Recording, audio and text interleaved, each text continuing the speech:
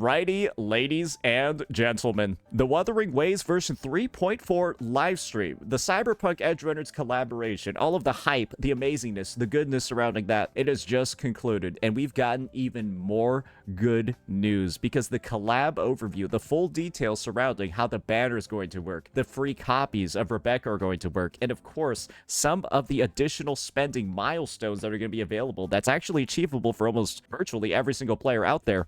Those are going to be available too. And we're going to be taking the time today to break down everything when it comes to how these collab banners are going to work because they're a little bit confusing. There are a couple of pitfalls you need to watch out for, but at the end of the day, it's one of the most spender-friendly and free-to-pay friendly events that we've ever seen. So without further ado, let's go ahead, let's get this going and break it all down. So first things first, there's going to be 4 banners that are going to be affected by these collaboration rules. It's of course going to be Lucy's character banner, Rebecca's character banner, and then of course the weapons for Lucy and Rebecca down here. And you're going to see a lot of the same text repeated multiple times. We're just going to focus on Lucy's for the sake of this one, just to kind of ease the discussion. So 4-star rated up units are going to be Lumi, Yohu, and Tao Chi.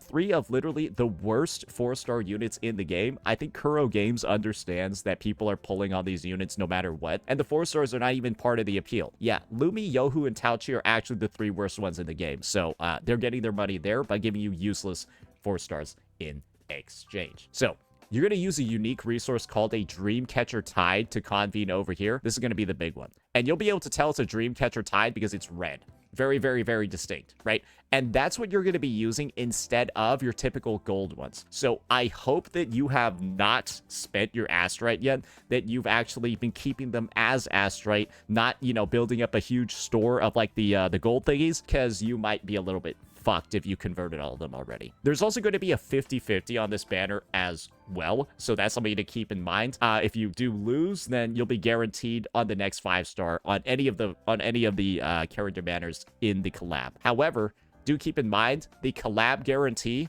only works on other collab banners. So if you lose 50-50 on like the limited character banner, you won't be able to use that 50-50 on your collab unit. However, if you lose on, say, Lucy, then you will be able to use your guarantee on Lucy or use your guarantee on Rebecca too. So the main thing to really get from here is just win. Just win your 50-50s and you won't have to worry about this. But if you lose them, then yeah, it's a bit like a go fuck yourself slightly sort of situation over here. But there is a bright side to losing a 50-50. We'll talk about that in just a second. Now, lastly, you will receive elusive coral instead of afterglow coral when you obtain a 5-star or a 4-star. And do remember, this is going to work with dupes, and this is going to work with 50-50s. When you lose a 50-50 in this game, you typically end up getting a lot of corals. I think it's around like 30 to 45 corals for losing a 50-50. So it can be a way to build it up a bit faster for some individuals out there. A little bit of like that, silver lining. And then they're going to have a special thing with the dupes in the coral shop. It's a little bit complicated. We'll figure it out and talk about it later. So as you can see over here, the collab banner does have a lot of uniqueness when it comes to its design. There's still a 50-50, but you're mainly using a different resource, and there's a separate sort of like after-pull currency that we're going to be working with over here. They'll go into the full details of that, so don't worry. It's the same exact rules for Rebecca's banner. Again, they're just repeating them, I guess, for like legal purposes. Nothing really too crazy. And then when it comes to the weapons are simply guaranteed. The guarantee count is, again, only shared between other weapons. So Lucy and Rebecca's weapon. Other than that, same exact sort of logic over here. So nothing to really worry about. Now, let's go ahead and start talking about the coral shop for a second, because that's what we skipped before. So essentially, the coral shop works in this way. There's going to be a bunch of great resources that you can pull over here. Some of them are going to be capped. Some of them won't be. Things like the sequence nodes for Lucy and Rebecca over here, they'll be capped, and they'll only be available once you reach a certain threshold.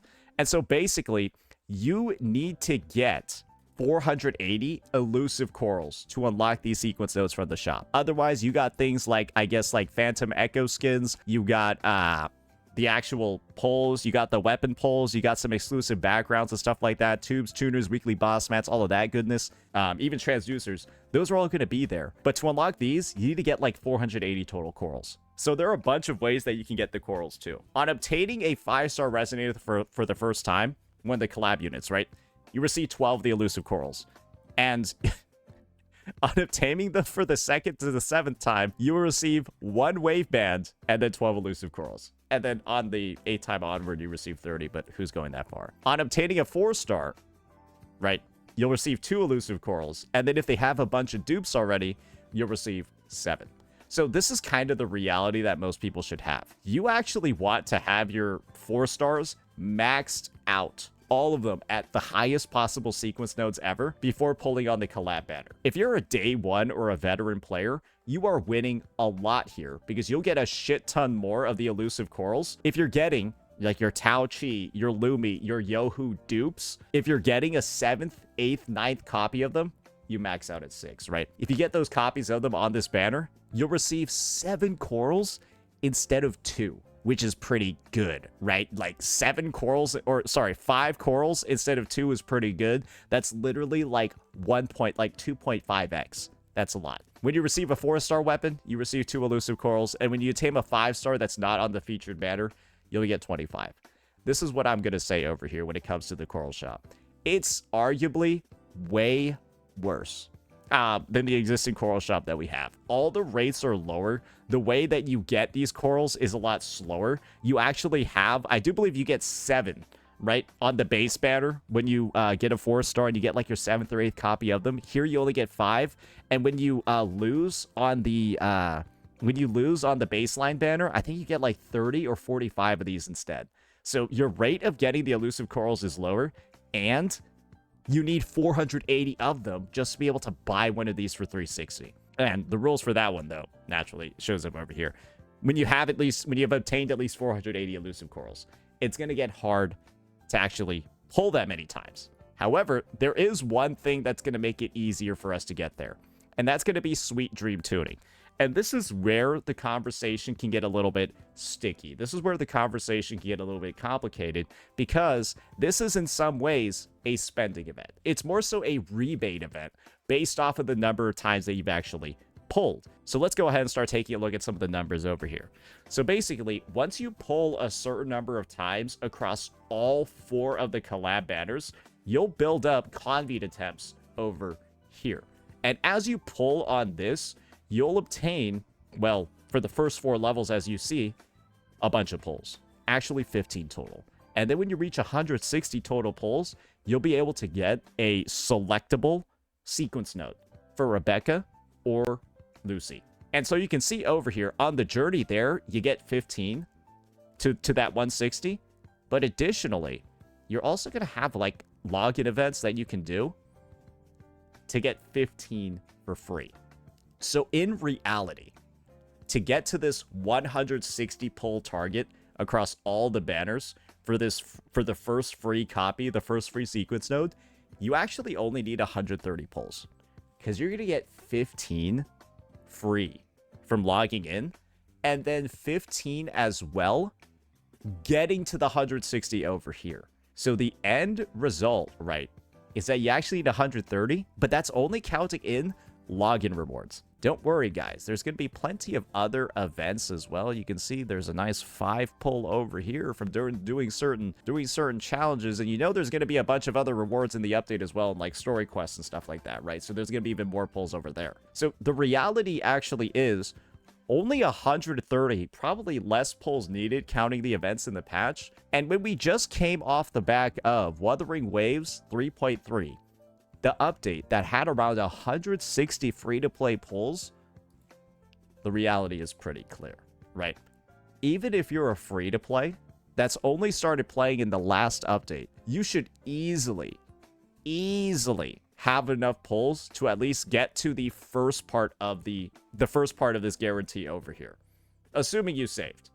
And assuming, right, you saved up a good amount of your asteroid. Yes, not all of this is going to be able to be converted, but as you can see over here, there's at least like a good 100 or so that's easily able to be converted. And that's, again, accounting for the fact that you're not doing any of the other content that's in this update.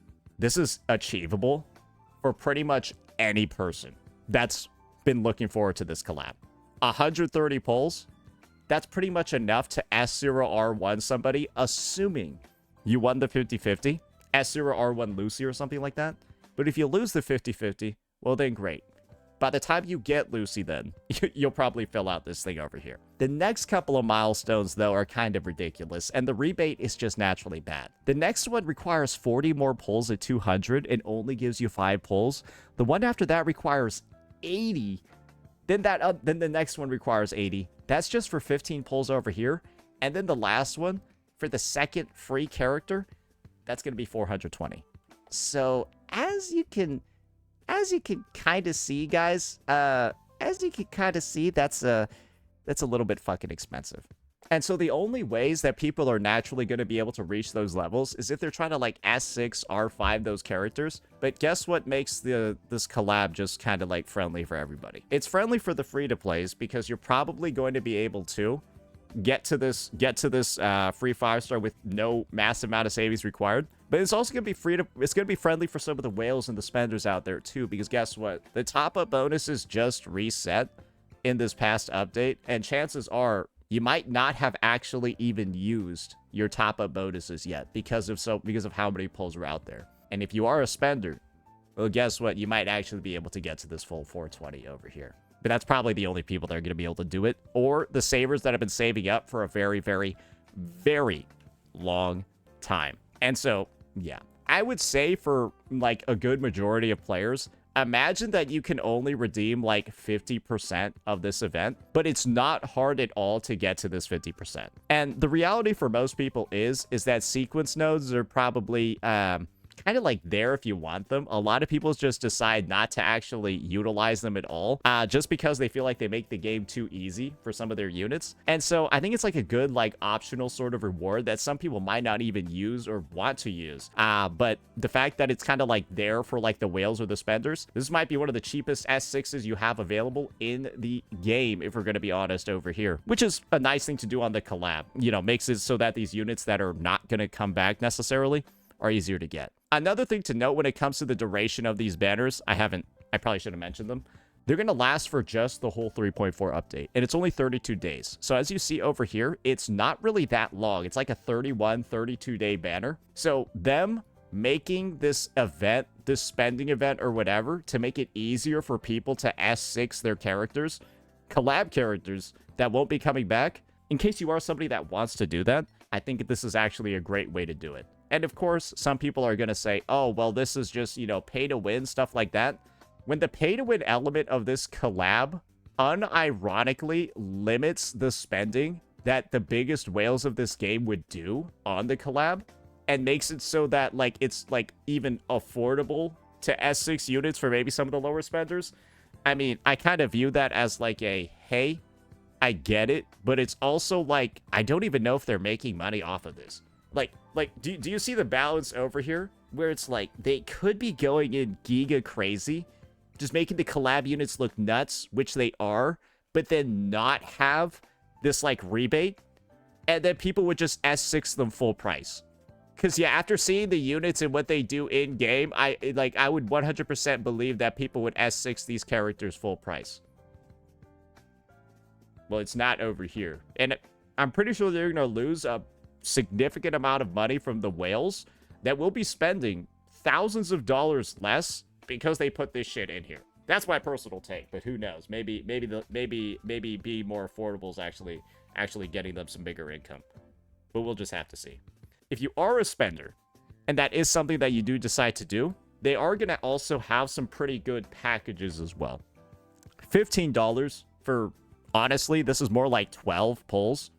10 of the regular pulls, right, for the character, and then 400 asteroid, which is about 2 more regular pulls. Then they're going to have $5 for 5 weapon pulls over here, and then the same exact deal that we saw for the regular pulls, just on the weapon side. So that's something pretty good. These are comparable to double top-up bonuses, too. Then you got the free Rebecca. Sorry, I forgot. The free Rebecca is here as well. So, like, if you were going to S6 your Rebecca, then that's just another couple of $100 Kuro's not getting. As you can see, there's a reason why there's a lot of joy surrounding this collaboration. There's a reason why there's a lot of happiness. Because you can see there's generosity in the rewards. 15 fucking pull login event. There's generosity in the rebate. It's achievable for free-to-play players. It's not like anything that's like breaking the bank. Oh, and this is definitely the big one. I think the biggest comparison people are going to make is to, like, the Fate collab with, like, the 180 pull Archer light cone. Yeah, I'm gonna be honest. This is so much better than the 180 pull Archer light cone. It's fucking crazy. Because, yeah, you need only 130. Pulls are worth more in WuWa as well. You need less pulls. And, yeah, just S0R wedding Lucy is enough to pretty much fill out the collab. It was 200 for the Archer one. Wait, the Archer one was 200? Oh, okay, never mind. Yeah, here I'm spreading misinformation to make Hoya look better. So yeah, now you got the Atom Smasher hologram as well. That's another very, very, very cool thing. And then, of course, another way for you to get 5 more pulls. So it's really more like 20 from some of the events, just from what we've seen. But honestly, we're not even counting the ass right there. So, yeah, as you're probably guessing, this is going to be one of the best updates in not just Wuthering Waves history, but gacha history as well. Oh, and then the quest is permanent. Sorry, the collab quest is permanent too. I forgot that. Yeah, that's just another thing that makes this even fucking better. The collab quest is fucking permanent. And the new area, Somnoir Night City, well, I assume that's going to be permanent as well. Kuro Games has done a lot with this one, ladies and gentlemen. Kuro Games has done a lot with the collab. Oh, they've even made the collab characters mindless to build too. One-piece set. Inflicting hack shifting on the target increases basic and heavy attack damage. Well, I guess Rebecca and Lucy are basic and heavy attack damage dealers. So you just need to grind one Echo set for them and then put on, I guess, two pieces. Yeah, they have a 1-2-2 Sonata set. What's the other two-piece? I don't know. For Rebecca, you'll just run Electro and ER, and for Lucy, you'll run Double Spectra. Who fucking knows, bro? Doesn't really matter. But as you can see, guys, we've gone through basically everything at this point. This collab looks fucking insane. And this is only the collab-specific stuff. We haven't even looked at what's in the update. There are obviously more asteroid pull count, all of that later on. But as you can probably guess, I've really got nothing. I've got nothing I could possibly critique over here. Like, what could anyone even say about this thing, guys? They've even managed to make a spending event good and free-to-play friendly at the same time, which is just nuts once you think about it. And you can't even get mad because there's so much generosity elsewhere. Yeah. Hats off to Kuro Games for this one. This has been a year of anticipation, and they hit it out of the park. Let me know what you all thought. Peace out.